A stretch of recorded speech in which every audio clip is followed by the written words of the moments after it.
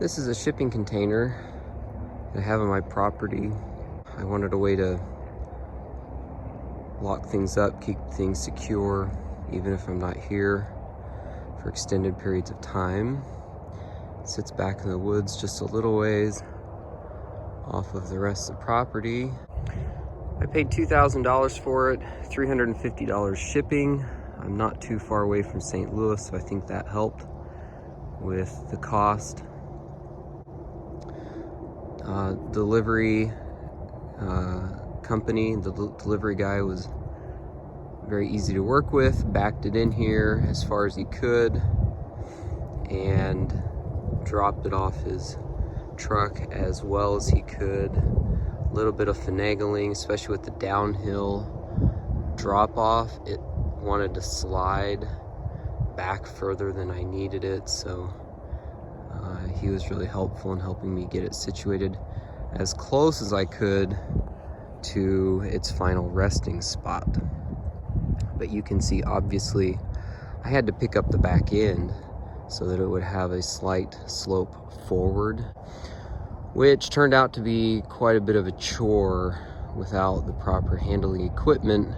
I just used jacks and winches and a little tractor. Give you a quick walk around, show you what I did in the back to support it. The container's in pretty good shape. Some dings and bangs. The doors work well for the most part. I'm pretty pleased with the quality of the container. So in the back, to support it, what I did is 2 railroad ties about 2.5 feet into the ground with concrete around the base in the hole. And those 2 railroad ties are notched to make way for a cross member that's supporting the container on the 2 outside corners. So really that cross member should be plenty strong. Those are 2x10s, 4 of them, pressure treated, bolted together, spanning about 9 feet between those 2 uprights. Some 2x6s crisscross to give side-to-side stability, and just in case, some kickers going back in case the front of the container were bumped by a piece of equipment, to at least keep the uprights from pushing back. I don't think that would be a problem, but those are there just in case. So once the truck dropped it off and set it down pretty close to where I needed it, then we had to winch it back into place, lift it up with a handyman jack on each side. We winched it inch at a time, quite painstakingly, and then used the handyman jacks to lift it up and put that cross member in and set it down in place. Used a transit to get it exactly 6 inches higher in the back than in the front. In the front, I do have it sitting on a railroad tie to keep it up out of the dirt as much as possible.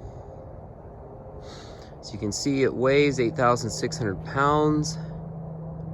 It can hold 63,000 pounds of cargo, far more than I will ever put in there, but I'll show you inside a little bit. So open it up, you can see I have room for my little tractor in there. This is a high cube, 9 feet tall, 8 feet wide.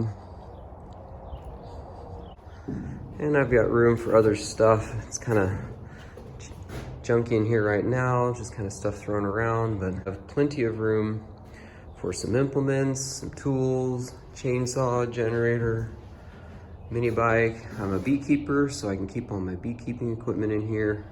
I'm gonna build shelves for the back, but still plenty of room for equipment.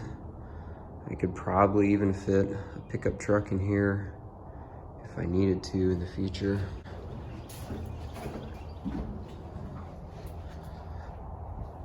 So that is it. Pretty happy with the way it turned out. Fairly secure way to keep things stored out here. Don't forget to like, comment, and subscribe.